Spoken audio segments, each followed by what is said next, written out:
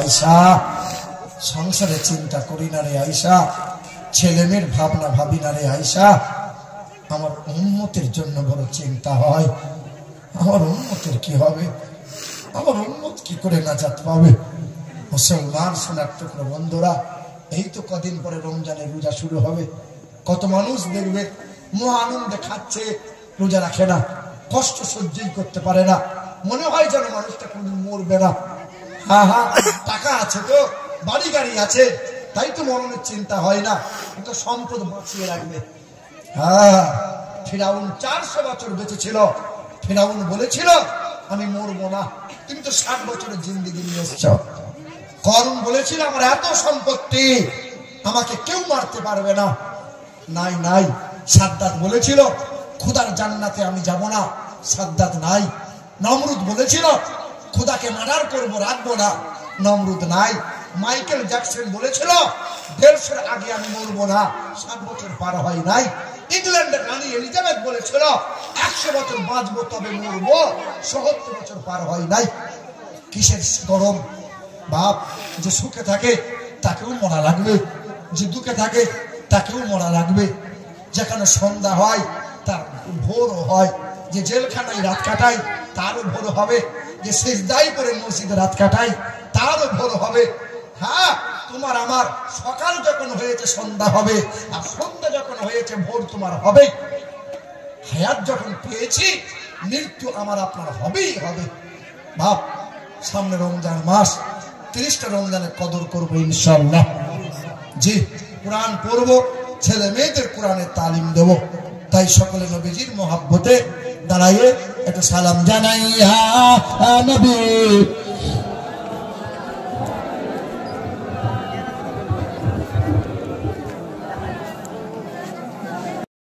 ইংরেজি ভাষায় অনুবাদ কোরআন কিনে নেওয়ার পরে বাড়ি চলে গেল। রাতের বেলায় কোরআন পড়ে, 1 মাস কোরআন পড়ে, 2 মাস কোরআন পড়ে, 6 মাস কোরআন পড়ে, 1 বছর কোরআন পড়ে, 2 বছর কোরআন পড়ে, 2 বছর 2 মাস কোরআনটা পড়েছিল, মন্দিরে দাঁড়িয়েছিল, কোরআনটা বুকে নিয়েছিল। হাজার জনতা থালাতে ফল নিয়ে দাঁড়িয়ে বলেছিল, ও ব্রাহ্মণ বাবাজি, ঠাকুরকে আমাদের কষ্টের কথা একটু বলে দাও। ব্রাহ্মণ বলেছিল আমার কষ্টের কথা তোমরা শোনো। বলে কি কথা? ব্রাহ্মণ কোরআন বুকে নিয়ে চিৎকার করে বলেছিল লা ইলাহা ইল্লাল্লাহ মুহাম্মাদুর রাসূলুল্লাহ। জিজ্ঞাসা করেছিল কালেমা পড়লে কেন, কোরআনটা বুকে নিলে কেন? বলে বেদ বললাম, বাইবেল বললাম, ত্রিপিটক জান্নাবাস্তা বললাম, 12টা ভাষা এমএ আমি করলাম। তবে হ্যাঁ, বেদে লেখা আছে অষ্টগুণ প্রসন্দিপ জন্তি কৌলাঞ্চ প্রজ্ঞাচ দমস্রতঞ্চ বহুভাষিতাচ দানং যথাশক্তি কৃতজ্ঞতাচ মলমদাবতী দতিপদকরন্তে প্রকৃতিরিতা বিরচনাং ভক্ষয়ে সদা বেদ শাস্ত্রে শ্রিতা নৃপলিঙ্গচ্ছিদ দৃশ্য নাম কোটি শনি নাম। পৃথিবীতে আসবেন একজন গুরু, তিনি খাতনা করা অবস্থায় আসবেন। মুসলমানদের খাতনা ছোটবেলায় হয় কি হয় না? অনেক হিন্দুদের খাতনা করা আছে জানেন, অনেক হিন্দু ভাইদের। আমার নিজের চোখে দেখা, আমারই বন্ধু হয়, ব্যানার্জি ঘরের ছেলে, একসাথে স্কুল কলেজে লেখাপড়া করেছি। পিসাবটা বন্ধ হয়ে গিয়েছিল, শেষের বেলায় মুসলমানি করতে হয়েছে। কত এরকম অহরহ। অনেক হিন্দু ভাইরা মুসলমানদের দিকে কটাক্ষ করে, এ কাটোয়া বলে বলে, কিন্তু তারা জানে না এটা বেদের কথা। বেদে বলছে জগৎগুরু হবে তিনি, নৃপলিঙ্গচ্ছিদ দৃশ্য নাম কাটি। তিনি লিঙ্গচ্ছেদ খাতনা করা অবস্থায় আসবেন পৃথিবীতে, তিনি জগৎ গুরু হবেন। একটা ধর্মের নেই, জগৎ গুরু হবেন। অষ্টগুণের গুণান্বিত হবেন, মিষ্টভাষী হবেন, অল্পভাষী হবেন, আমানতের খেয়ানত করবেন না, মিথ্যা কথা কখনো বলবেন না, কালো মানুষদের মুক্তির সূর্য হবেন। এমন করে বেদে যেমন লেখা রয়, ওই মানুষটা বেদের কথা যেমন শুনিয়ে দিল। হ্যাঁ, সবাই তখন মন্দির থেকে বার করে দিল। যার হাতে যেমন ছিল পাথরে আঘাত করেছিল, রক্ত মাখা চেহারা হয়ে গেল, কোরআন বুকে নিয়ে দরজার সামনে দাঁড়িয়ে গেল। ছুটে এসে বলছে খোকা, বাবা মা ছুটে এসে বলছে খোকা কি হলো রে? বুকে কি? কেমনে রক্ত? বলে বুকে কোরআন। তো রক্ত মাকে চেহারা কেন? বলে কোরআন বুকে নিয়ে কালেমা পড়লে পরে রক্ত ঝরবে মা। রক্ত ঝরে? রক্ত শুধু রক্ত। নবীর সাহাবা ছিল, তারা জীবনের বাজি লাগিয়েছিল, কিন্তু নবীর মোহাব্বত কখনো কমতে দেয়নি। তারা নবীর মোহাব্বতকে জিন্দা করে নিজেকে শেষ করেছিল। বলেন তো বাপ, ইসলামে সর্বপ্রথমে নিজের জীবনটা দিয়েছিল নবীজির মোহাব্বতে। ওই ব্যক্তির নাম কি কারো জানা আছে? কে বলতে পারবেন? ইসলামে সর্বপ্রথমে নিজের জীবন দিয়েছিল একজন মহিলা, হযরতে সুমাইয়া রাদিয়াল্লাহু তাআলা আনহা। এখানে মহিলাদের সংখ্যা বেশি না পুরুষের সংখ্যা বেশি গো? এ বাবাজিরা, ভাইরা আমার, 100-র মধ্যে 100টাই মহিলা পিশাব করে পানি নেয়, কিন্তু 100-র মধ্যে 100টা পুরুষ পিশাব করে পানি নেয়। নবী বলেছেন মহিলাদের অত দুর্বল ভাবিও না, আল্লাহ সবচেয়ে বেশি মর্যাদা দিয়েছে মহিলাদের। যে ঘরে কন্যা হয়, আল্লাহ রাসূল বলেন কন্যা মানে বাবার কাছে রহমত, কন্যা মানে ভাইয়ের কাছে আমানত, কন্যা মানে মহিলা মানে স্বামীর জন্য নিয়ামত, কন্যা মানে যখন মা হয় ওই মায়ের তলাতে আল্লাহ জান্নাত রেখে দেয়। নবী বলেছেন যার জয়টা কন্যা হবে আল্লাহ তারে তয়টা জান্নাত দান করে দেবে। বহরমপুরে ওয়াজ করছিলাম মুর্শিদাবাদে, 80 বছরের মুরব্বী তখন হাত তুলেছে। আমি চাষা তোমার আবার কি হলো? বলে বাপ আমার 12টা ছেলে। আমি কিচ্ছু পাবে না, কচু পাবে। একটাও যদি মেয়ে থাকে এরকম অফার আছে না নাই? আছে। মেয়েদের কপালে চুমা দেবেন, ভালো ভালো খাবারটা মেয়েকে খাওয়াবেন। এই মেয়ে আপনাকে দেখবে, মেয়েই দেখবে। ছেলে ছেলে করছেন না, বিয়েটা আপনি দেন তারপরে বুঝবেন। আপনি দেন 2 মাস যাবে না, কি হলো রে, আলাদা হবো, আমার বউ বলেছে একসাথে খাবো না। রাগ করিয়েন না, আলাদা হও বাপ, কিন্তু বাপ মাকে ফেলো না সোনা, বাপ মাকে কষ্ট দিও না। পীর সাহেবের হাতে চুমু দাও। আমার চোখে দেখা এক ব্যক্তির বাড়িতে পীর সাহেব বসে আছে, ভদ্রলোক খুব খুশি, আমার ঘরে পীর সাহেব এসে হাতটা ধরে করছে। তাহলে সারা জীবনে কোনদিন বাপের হাতে পায়ে চুমু দিলি না রে, খেতে দেয় না বাপকে। পীর সাহেবের হাতে চুমু দিয়ে জান্নাত পেতে চাইছে। জান্নাত নারীর বাড়ির গোয়াল ঘর না, পড়ে আছে জান্নাত সস্তা। হায় হায় হায়, বাপের পায়ে চুমু দাও।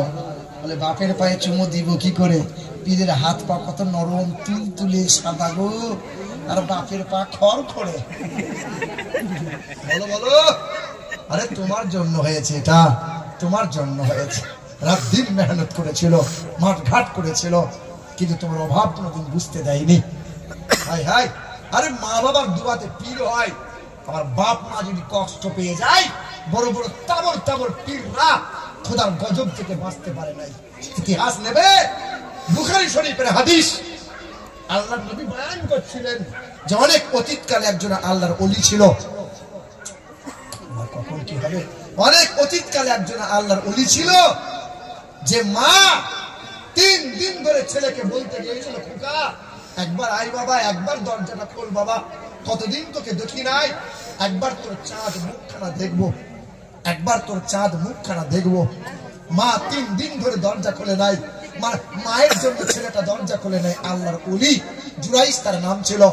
মা কেঁদেছিল আর বদদুয়া করে বলেছিল, আমার ছেলেটা ওলি হয়েছে না, আল্লাহ তোমার কাছে মামলা করে দিয়ে গেলাম, তুমি দেখবে। মা বদদুয়া করেছিল আল্লাহর ওলির জন্য। মায়ের বদদুয়া থেকে আল্লাহর ওলিটা বাঁচতে পারে নাই। তুমি আমি তো চুনুপুটি। হে মুসলমান বাবারা, ভাইরা আমার, ওয়াজ সংক্ষিপ্ত করে দিচ্ছি, কেটে কেটে ছোট করছি। শোনো, এই পৃথিবীর জমিনে সবচেয়ে বেশি তোমাকে মায়া করে, সবচেয়ে বেশি তোমাকে মোহাব্বত করে তোমার আমার নবী, পিয়ারা নবী মুহাম্মদ রাসূলুল্লাহ। কি করে নাই তোমার জন্য একটু দেখো। মাত্র 15টা মিনিট বলবো, তারপরে ছেড়ে দেবো ইনশাআল্লাহ, রাত গভীর করবো না। বাবাজিরা, ভাইরা আমার, এই দিকে লক্ষ্য করেন, দয়া রাসূল সাল্লাল্লাহু আলাইহি সাল্লাম এইরকম বসেছিলেন কাঠের চৌকির উপরে, আর আল্লাহ রাসূল বাবু মেলে বসে আছেন। আম্মা আয়েশাকে ডাক দিয়ে বলছেন, আয়েশা, আম্মা আয়েশা দৌড়ে এসে বলছেন, লাব্বাইক ইয়া রাসূলুল্লাহ, আপনি আমাকে ডাকছেন? নবী তখন বলছেন, আয়েশা আমি আপনার পিঠে তেলটা লাগিয়ে দিই। নবীজির চেহারায় তখন সাদা রঙের মোটা চাদর ছিল।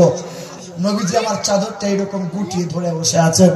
আম্মা আয়েশা ডান হাতে করে তেলটা নিয়ে নবীর পিঠে লাগাতে যাবেন, লাগাতে গিয়ে হাতটা থমকে গেছে, চোখ দুটো চরক গাছ হয়ে গেছে। নবীর পিঠ মোবারকটা দেখে আম্মা আয়েশা থরথর করে ঠোঁট দুটো কাঁপছে, আর কাপড় কণ্ঠে নবীর কানের কাছে মুখটা লাগিয়ে বলছেন, আল্লাহ রাসূল, কতদিন ধরে আমি আপনার সঙ্গে সংসার করছি, কিন্তু সূর্যের আলোয় আপনার চেহারা পিঠ আমি কোনোদিন দেখি নাই গো নবী।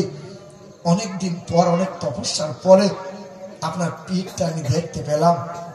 নবী গো, আপনার কি ছোটবেলায় পক্স বসন্ত হয়েছিল? বলেন না নবী, আপনার গোটা পিঠ মাই গর্ত গর্ত, খাল খাল, আপনার কি ঘা হয়েছিল? নবীজির কষ্টের পাহাড়টা বুকে চেপে গেল। আয়েশার কথাই যেন নবীর কথা বন্ধ হয়ে গিয়েছিল। নবী জোরে জোরে নিঃশ্বাস ফেলছেন, কিছু বলতে চাইছেন, কিন্তু নবী আর কিছু বলতে পারছেন না। আম্মা জান আয়েশা আমার কানের কাছে বলছেন, নবী গো, আপনি বলবেন না? আপনি কি লুকাচ্ছেন? কি এমন হয়েছিল নবী? আপনার গোটা পিঠ মায়ে গর্ত গর্ত, সব ঘায়ে দাগ দাগ হয়ে আছে। তখন কিছু সময় পরে নবীজি বলছেন, আয়েশা, নবীদের শরীরে কোনোদিন বসন্ত পক্স হয় না রে আয়েশা। জানো আয়েশা, তুমি শোনো নাই 10 বছর আগের কথা? তুমি শোনো নাই আয়েশা? আমি তায়েফের ময়দানে গিয়েছিলাম, তায়েফের মানুষদের সামনে আমি বলেছিলাম, লা ইলাহা ইল্লাল্লাহ মুহাম্মাদুর রাসূলুল্লাহ। জানো আয়েশা, তায়েফের নিষ্ঠুর বেঈমানরা আমাকে বলেছিল, মুহাম্মদ, ছোটবেলায় তায়েফ শহরে লালিত পালিত হলে হালিমার ঘরে, আজকে বড় হয়ে তুমি কালেমার বাণী প্রচার করতে এসে নিজেকে নবী বলে দাবি করলে। মুহাম্মদ, বেরিয়ে যাও, তায়েফ শহরে দাঁড়িয়ে থাকলে মরে গেলে মাটি দেওয়ার লোক পাবে না, বেরিয়ে যাও এখান থেকে। জানো আয়েশা, ওই তায়েফের মানুষদের সাথে একসময় ছোটবেলায় আমি কত খেলাধুলা করেছিলাম। আমি যখন কালেমার বাণী নিয়ে গেলাম, ওই তায়েফের নিষ্ঠুর বেঈমানরা মোটা মোটা পাথর দিয়ে যুবকগুলোর হাতে ধরিয়ে লেলিয়ে দিয়ে বলেছিল, ওই মুহাম্মদ পাগলটাকে এমন করে মারবি যেন মুহাম্মদ ফিরে যেতে না পারে। জানো আয়েশা, আমার শরীরে সাদা রঙের জুব্বা ছিল, ওই বেঈমানরা মোটা মোটা পাথর নিয়ে এমন করে আমাকে আঘাত করেছিল, এই সাদা রঙের পোশাকটা ছিঁড়ে চামড়া ফেটে মাংসের মধ্যে পাথরগুলো গেঁথে গিয়েছিল আয়েশা। জানো আয়েশা, আজ 10 বছর গুজরে গেল, কত সময় পার হয়ে গেল, কত মানুষ মারা গেল, কিন্তু তোমার নবীর চেহারার এই দাগগুলো এখনো মুছে গেল না আয়েশা। কাল যখন হাসরের ময়দান হবে, তখনও তোমার নবীর চেহারার দাগগুলো থাকবে। জানো আয়েশা, আমার এই গুনাহগার উম্মতির গুনাহের কারণে যখন আল্লাহ জাহান্নামের অর্ডার দিয়ে দেবে, আল্লাহ যখন আনন্দিত হয়ে যাবে, আল্লাহকে নরম করানোর জন্য আমি কি না কি করব, সেদিন আল্লাহ পাকের সামনে আমি এটাও করব যে আমি আমার পিঠের পোশাকটা তুলে দিয়ে আমি আল্লাহকে পিঠ দেখাবো, যাতে আমার গুনাহগার উম্মতকে নাজাত দেয়। আল্লাহ সেদিন তাকিয়ে দেখে বলবেন, হাবিব, জীবনে কোনোদিন এই চেহারায় মশা বসতে দিই নাই, জীবনে কোনোদিন এই চেহারায় মাছি বসতে দিই নাই, জীবনে আপনার এই চেহারায় কোনো জীবাণু বসতে দিই নাই। আপনার পেশাবকে পবিত্রময় সুগন্ধময় করেছিলাম, আপনার ঘাম এবং দেহ থেকে জান্নাতি খুশবু বার করিয়েছিলাম। নবী, পিঠটা চাঁদের মতো গর্ত গর্ত, দাগ দাগ করে আপনি আমার সামনে পেশ করলেন। কি চাইছেন বলেন? প্রতিশোধ চান তো, বিনিময়ে নেন প্রতিশোধ। নবী তখন কাতর কণ্ঠে বলবেন, আল্লাহ, কত মানুষ কত আঘাত করেছে আমাকে, কত মানুষ কত দিক দিয়ে অপমান করেছে আমাকে, কোনদিন তোমার কাছে মামলা করি নাই, কোনদিন কারো বিরুদ্ধে তোমার কাছে আমি নালিশ করি নাই। আজ আমি কারো বিরুদ্ধে নালিশ নয়, প্রতিশোধ নয়, আমার উম্মত গুলো বড় দুর্বল, আমার উম্মত গুলো বড় নাদান। আল্লাহ আমার উম্মত গুলোকে জাহান্নামে ফেলো না, আমার উম্মত গুলোকে জাহান্নামে ফেলো না, আমার উম্মত গুলোকে জাহান্নামে ফেলো না। আমি নবী জান্নাতে যেতে পারবো না। আল্লাহ পাক বলবেন, হাবিব আপনি কাঁদছেন, কাঁদবেন না। সারা জীবনটা তো উম্মতের জন্য কাঁদলেন, আজ উম্মতের জন্য কাঁদবেন? হায় হায়, যে উম্মতের ভাবনা ভেবে আপনি সবকিছু উজাড় করলেন, চোখের পানিতে রাত দিন আপনি কান্না করলেন, এই উম্মতের চরিত্র আমল নামাটা আপনি একবার নিজ চোখে দেখে তারপরে কাঁদবেন। নেন, সেদিন আমার তোমার আমল নামা নবীর হাতে তুলে দেওয়া হবে, নবীকে দেখানো হবে। দেখেন না, দেখেন, আল্লাহ রাসূল দেখবেন আর আফসোস করে বলবে, হায় উম্মত, জীবন পেলে, বছর পেলে, মাস পেলে, দিন পেলে, আমার কথা কোনোদিন তোমার মনে হলো না বলো? আমার প্রতি তোমার এতটুকু কোনোদিন মায়া হয়নি বলো? আমার প্রতি তোমার এতটুকু দরদ আসে নাই বলো? উম্মত, মক্কাতে ছিলাম, মক্কার বেঈমানরা গলার গামছা দিয়ে আমাকে ফাঁস দিয়েছিল, এইরকম টেনে ধরেছিল, চেহারা লাল হয়ে গিয়েছিল। আমি চিৎকার করে আব্বা বলি নাই, চিৎকার করে চাচা ডাকি নাই, চিৎকার করে মা বলি নাই, আমি চিৎকার করে বলেছিলাম, আল্লাহ আমার উম্মতকে যেন কষ্ট দিও না, আল্লাহ আমার উম্মতকে যেন জাহান্নামে ফেলে দিও না আল্লাহ। জানো উম্মত, মক্কা আমার মাতৃভূমি, জন্মভিটা, কিন্তু মক্কার বেঈমানরা আমাকে থাকতে দেয় নাই। মক্কা থেকে মদিনার দিকে চলে গিয়েছিলাম, 430 কিলোমিটার কম বেশি রাস্তা, 14 দিন পায়ে হেঁটে হেঁটে গিয়েছিলাম, কিন্তু 1 মিনিটের জন্য তোমার ভাবনা আমি ত্যাগ করি নাই। আমি মনে মনে ভেবেছিলাম মদিনায় সুখ পাবো, কিন্তু মক্কার বেঈমানরা এই নওজোয়ান গুলোকে লেলিয়ে দিয়েছিল, মুহাম্মাদের মাথাটা কেটে নিয়ে আসতে পারলে 200 উট দেওয়া হবে। আমি বিপদের সম্মুখীনে দাঁড়িয়েছিলাম, কিন্তু তোমার কথা বারবার আল্লাহকে বলেছিলাম। জানো উম্মত, আমি মদিনা থেকে 3 দিন পালিয়ে গিয়েছিলাম, কেউ জানতো না। 3 দিন চলে গিয়েছিলাম, না খাওয়া, না পান করা, না আরাম করা ছিল। 3 দিন সিজদায় পড়ে চোখের পানিতে বালিগুলো জমাট বেঁধেছিল। আমি চিৎকার করে শুধু তোমার কথা বলেছিলাম, আল্লাহ আমার উম্মতকে যেন কষ্ট দিও না, আমার উম্মতকে যেন জাহান্নামে ফেলো না। সেই দিন আমার মা, আমার ফাতেমা, আমার হাসান হুসাইনকে নিয়ে গিয়েছিল বাবলা বাগানের কাছে, যেখানে সিজদায় পড়েছিলাম। আর আমার ফাতেমা বলেছিল, আব্বা কাঁদবেন না, আমার হাসান হুসাইনকে আপনার উম্মতের জন্য কুরবান করে দিলাম, আপনি মাথা তোলেন। 3 দিন তোমার জন্য 1 মিনিট তোমাকে ভুলে যায় নাই। জানো উম্মত, এই মাথাটা 2 বার বেঈমানরা ভেঙেছিল। একবার তায়েফের মানুষরা ফাটিয়েছে, আর একবার বেঈমান আবু জেহেল মাথাটা ফাটিয়ে দিয়েছে, কিন্তু আমি তোমাকে ভুলি নাই। এই পিঠটা তায়েফের ময়দানে মেরে মেরে পিঠ চাল চাল করে দিয়েছে, আমাকে বেহুশ করে ফেলে দিয়েছিল উম্মত, কিন্তু আমি তোমাকে ভুলি নাই। উহুদ পাহাড়ে জিবরাইল ফেরেশতা নিয়ে গিয়েছিল, পাকনা করে হাওয়া করেছিল, বেহুশ অবস্থায় ছিলাম, আমি শুয়ে শুয়ে চোখ মেলেছিলাম। জিবরাইল ফেরেশতা বলেছিলেন, একবার অর্ডার দেন, বেঈমানগুলোকে ধূলিসাৎ করে দেই। আমি সেদিন জিবরাইল মুখটা টিপে ধরে বলেছিলাম, না, কাউকে আঘাত করবে না। সেদিন জিবরাইল আমাকে জিজ্ঞাসা করেছিল, আল্লাহ রাসূল, তায়েফের মানুষরা আপনাকে মেরেছে, খুব কষ্ট হচ্ছে বলেন? একবার আপনি মুখ ফুটে বলুন না, কোথায় কোথায় কষ্ট হচ্ছে? নবী বলছেন, জানো উম্মত, সেদিন আমি জিবরাইলকে নিজের কষ্টের কথা গোপন ডেকে বলেছিলাম, ভাই জিবরাইল, আমার মালিককে একটা কথা বলবে, বলো না, আমার মালিক যেন আমার গুনাহগার উম্মত গুলোকে নাজাত করে দেয়। জিবরাইল ফেরেশতা বলেছিলেন, আল্লাহ রাসূল, কোনদিন উম্মতকে ভুললেন না, আপনি উম্মতকে ভুলে কি থাকতে পারেন না? নবী বলেছেন, আমি যদি উম্মতকে ভুলে যাই, আমার উম্মত কোথায় গিয়ে কাঁদবে বলো? আমার উম্মতের হাত ধরে কবরে কে পার করবে বলো? আমি যদি উম্মতকে ভুলে যাই, উম্মতের হাত ধরে পুলিশিরাতটা কে পার করবে বলো? আমি সব ভুলতে পারি, আমি আমার উম্মত ভুলতে পারি না।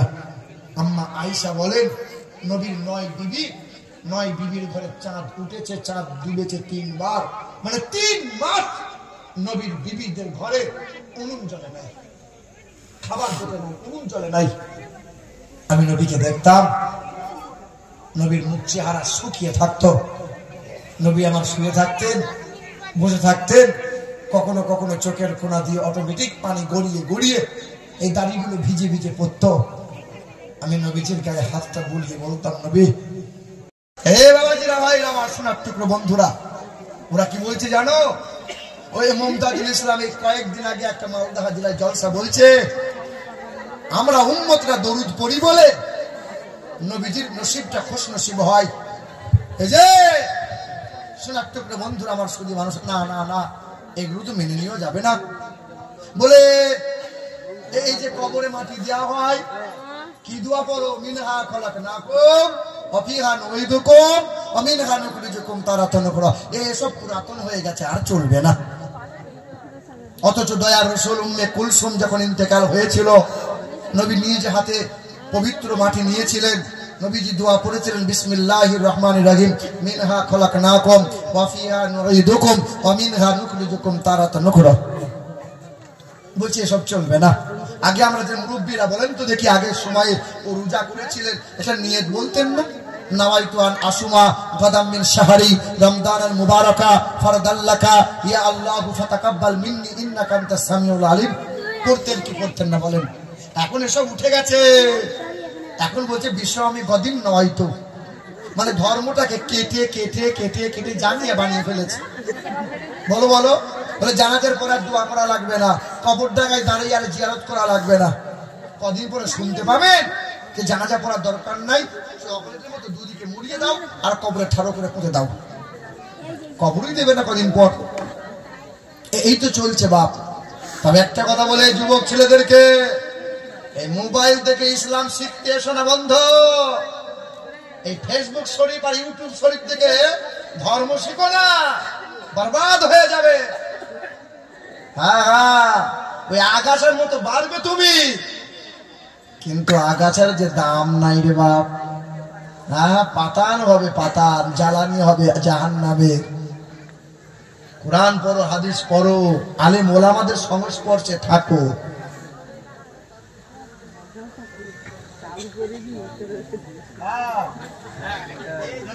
এখানকার লটারি চলে, খুব চলে, রাতে রাতে কোটিপতি হয়ে যায়।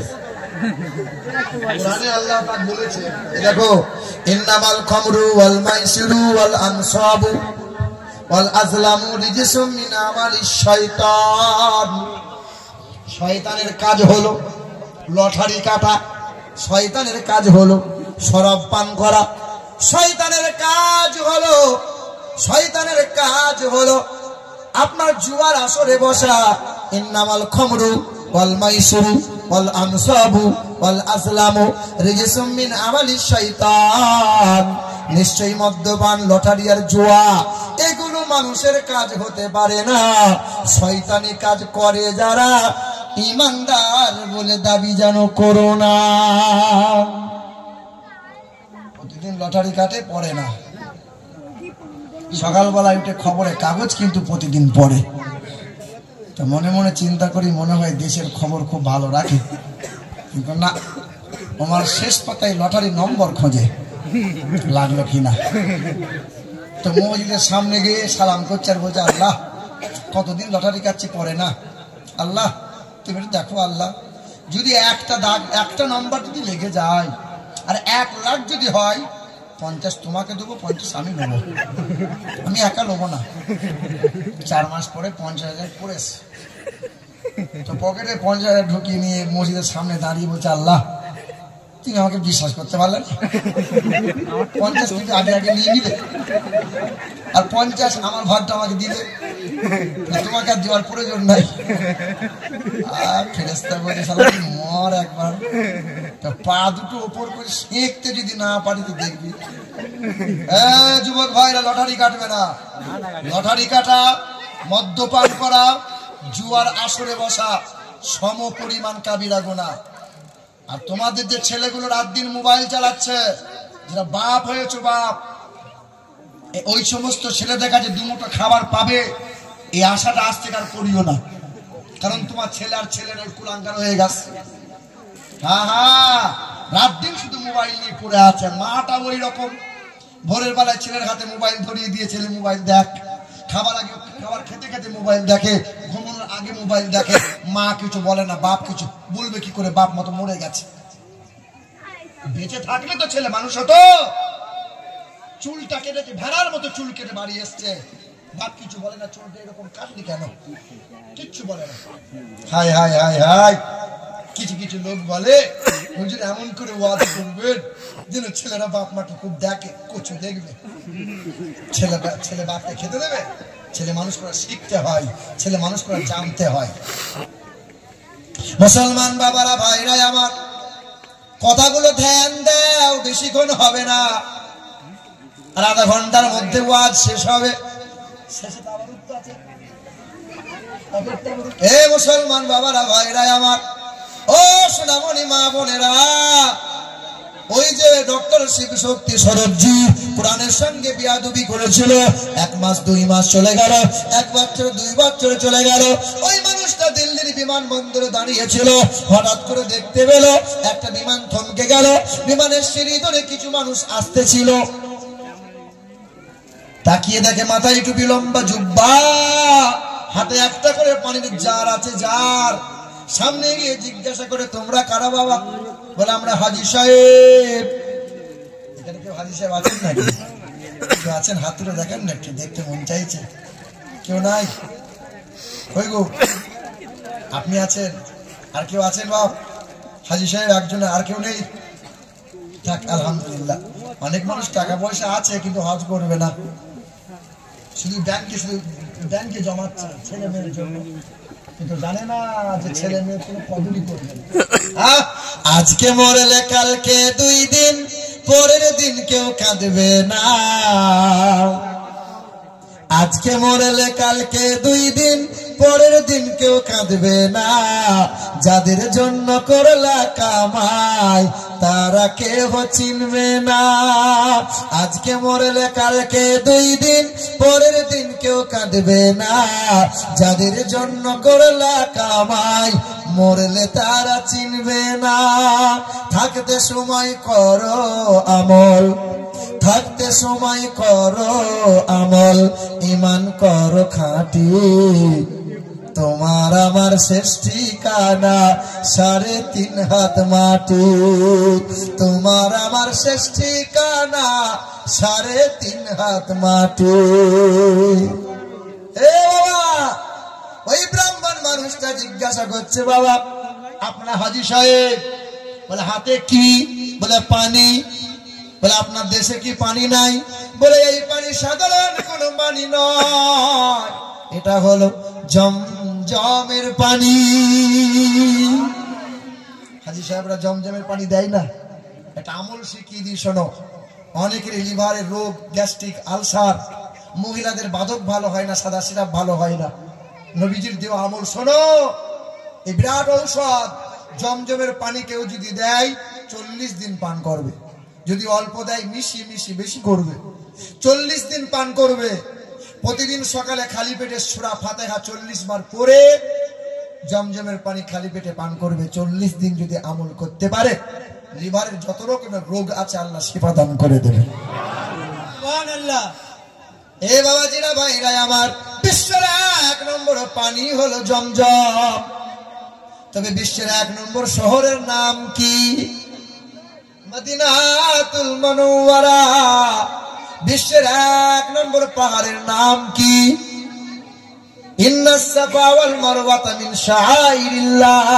মর্যাদাপূর্ণ পাহাড় হলো সাফা মারওয়া। বিশ্বের 1 নম্বর পালওয়ানের নাম কি? শেরে খোদা মওলাই আলী। বিশ্বের 1 নম্বর শহীদের নাম কি? ইমামে হুসাইন। বিশ্বের 1 নম্বর বিশ্বাসী ব্যক্তির নাম কি? হযরত আবু বকর সিদ্দিক। বিশ্বের 1 নম্বরে মহান নেতা নবী মুহাম্মদুর রাসূলুল্লাহ। এ বাবাজিরা, ভাইরা আমার, ওই ব্রাহ্মণটা বললেন জমজমের পানিকে একটু দেওয়া যাবে। জমজমের পানিটা নিলেন, দিল্লির বড় ল্যাবে ল্যাবে চলে গেলেন, পরীক্ষা করতে দিলেন। ডক্টররা 10 বার পরীক্ষা করে বললেন, ও ব্রাহ্মণ বাবাজি, পৃথিবীতে সব পানির পরীক্ষা করলাম, সব পানিতে কিছু না কিছু জীবাণু পেলাম, একটা এমন পানি পরীক্ষা করলাম যে পানি বিন্দু মাত্র কোনো জীবাণু নাই। দয়ার নবীকে সাহাবারা জিজ্ঞাসা করলেন, ওগো নবী, জমজমের উৎস কোথা থেকে? নবীজি বলছেন, জমজমের পানি হলো হাউজে কাউসারের উৎস।